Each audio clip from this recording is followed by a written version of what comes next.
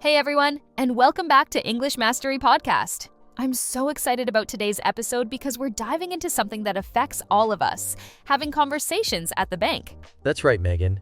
Banking is one of those situations where you really need to understand both the language and the specific vocabulary that goes with it. Absolutely. And I know a lot of our listeners get nervous about these kinds of formal situations, especially in English. It can be pretty intimidating, right? Yeah, but that's exactly why we're here to help. Today, we're going to walk you through a typical conversation at the bank, break down the important phrases, and show you how to handle these situations with confidence. And the best part is, once you master these phrases and understand the flow of the conversation, you'll feel so much more comfortable walking into any bank. We'll be looking at everything from opening an account to making transactions. And we'll explain all those banking terms that might seem confusing at first. Plus, we'll show you how to switch between formal and casual language, because even in a bank, you can still sound natural and friendly while being professional. Now, to help you understand how these conversations actually work in real life, we're going to introduce you to two characters, Candace and Alec. Candace is someone who's just moved to a new city and needs to open a bank account. She's a bit nervous because English isn't her first language, but she's prepared with all her documents. And Alec is the bank teller who will be helping her today. He's friendly and professional, which is exactly what you'll find in most banks. Right, and this conversation takes place at Main Street Bank, where Candace is walking in for the first time to open a savings account. What I love about this example is that it shows a really typical interaction that many of our listeners might experience themselves. Exactly, and you'll notice how both Candace and Alec use clear, professional language while still keeping the conversation friendly and natural. Good morning. Good morning. How can I help you today? I'd like to open a savings account. Sure. Do you have a valid ID with you? Yes, here's my passport. Great. Please fill out this form while I prepare the account for you. Thank you. Would you like to set up online banking as well? Yes, that would be helpful. All right, I'll set that up for you. Is there a particular amount you'd like to deposit into your new account today? I'd like to deposit $500 to start with. Perfect. Do you want to receive a physical checkbook or would you prefer digital banking for now? I'll just go with digital banking for now. Sounds good. I've set up your account and here's your account number. You'll receive a confirmation email soon and your ATM card will be mailed to your address. Thank you so much. Can I also transfer money to another account? Yes, of course. You can transfer money online or directly here at the counter. Would you like help with that now? Not right now, but I might come back for that later. Anytime. Is there anything else I can assist you with? No, that's all for now. Thanks again for your help. You're welcome. Have a great day. You too. Goodbye. Okay, let's break down some of the key phrases we heard in that conversation. Did you notice how polite and professional the bank teller was? Absolutely. Let's start with the opening. Notice how Alec used, "How can I help you today?" This is a standard professional greeting in banking and customer service. It's more formal than just saying, "What do you want?" Yeah, and I loved how Candace was clear and direct with, "I'd like to open a savings account." No beating around the bush there. Exactly. In banking situations, it's best to be clear about what you need. Another important phrase we heard was, "Do you have a valid ID with you?" Notice the word valid. That's crucial in banking contexts. I also noticed a lot of helpful transitions like "sure" and "great." They really keep the conversation flowing, don't they? They do. And did you catch the conditional phrases? Like when Alex said, "Would you like to set up online banking?" This kind of polite questioning is very common in banking. Oh, and what about when they discussed options? Alec gave Candace choices about the checkbook and digital banking. Yes, that's a great observation. The phrase, "Would you prefer?" is very useful in professional settings. It's more formal than saying, "Do you want?" and shows respect for the customer's preferences. And at the end, there were all these helpful confirming phrases like, "Is there anything else I can assist you with?" Exactly right. That's a standard closing phrase in banking and customer service. It ensures the customer has taken care of everything they need. Notice also how they used, "Thank you so much," and "Have a great day," to end on a positive note. These little phrases really make the difference between a basic conversation and a professional one, don't they? They absolutely do. And remember, even though this is a formal setting, they still kept it friendly and natural without being overly stiff or robotic. Now, let's talk about something really important: the cultural expectations when you're at a bank in English-speaking countries. Right. One of the biggest things to understand is that banking interactions have this interesting mix of formality and friendliness. Oh yeah, I've noticed that. Like, you need to be professional but not too stiff and formal, right?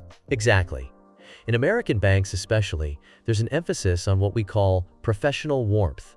You want to be respectful, but also approachable. I think that's why we heard Alec mixing formal phrases like, would you like to, with more casual ones like, sounds good. That's spot on. And here's something really important. In English-speaking countries, it's perfectly okay to ask questions if you don't understand something about your banking. That's so different from some other cultures where people might feel embarrassed to ask for clarification. Absolutely. Banks actually expect and encourage questions. Better to ask than to make a mistake with your money, right? What about body language? That's part of culture too. Good point. In banking situations, maintaining good eye contact shows trustworthiness, but don't overdo it. And keeping a slight smile is generally appropriate, even though you're discussing serious matters. And personal space, that's important too, isn't it? Definitely. In most English-speaking countries, you should stay about arm's length away from the teller. And here's something interesting. You might notice those lines on the floor in many banks. Oh, right. Those markers that tell you where to wait for privacy? Exactly. That's a cultural norm that shows how much English-speaking countries value personal space and privacy, especially when dealing with financial matters. Speaking of privacy, I've noticed people tend to lower their voices when discussing money. Yes, even though everyone knows you're there to discuss money, it's considered polite to speak quietly about specific amounts or account details. It's part of that banking etiquette. Okay, so how can our listeners practice these banking conversations before they actually need to use them? Well, I've got some really practical tips that can help everyone feel more confident in these situations. Oh, great. What's the first thing you'd recommend? First, I always suggest practicing with a friend. Take turns playing the role of the banker and the customer. You can use the conversation we heard earlier as a template. That's such a good idea. And I guess you could record yourself too, right? That's such a good idea. And I guess you could record yourself too, right? Absolutely. Recording yourself is fantastic because you can listen back and catch any pronunciation issues or places where you might need to sound more confident. What about all those numbers and specific banking terms? Those can be tricky. They definitely can be. Here's what I recommend. Practice saying account numbers and money amounts out loud, even when you're just looking at your phone or reading numbers anywhere. Practice saying them clearly in English. And what about those forms? They can be pretty intimidating. Good point. You can actually find sample banking forms online. I suggest downloading a few and practicing filling them out. Pay special attention to common terms like routing number, account holder, and beneficiary. That's brilliant. Any other practical tips? Yes. Watch YouTube videos of banking interactions. There are lots of great ESL resources that show real-life banking scenarios. You can pause, repeat phrases, and really study the language being used. And I suppose just visiting a bank to do simple transactions helps too. Exactly. Start with something easy, like depositing money or asking for information. Each interaction builds your confidence, and most bank staff are very patient and understanding. One thing I always tell my students is to prepare their questions in advance. That's a fantastic tip. Writing down your questions beforehand can really help reduce anxiety. Just remember, it's perfectly okay to bring notes with you to the bank. Let's talk about some common mistakes people make during banking conversations. What should our listeners watch out for, Adrian? One of the biggest mistakes I see is being too informal with banking staff. While they're usually friendly, it's still a professional setting. Oh yeah, like saying, hey dude, to your banker probably isn't the best idea, right? Exactly. It's better to start with good morning or good afternoon and then follow the banker's lead in terms of formality level. What about when people are discussing money?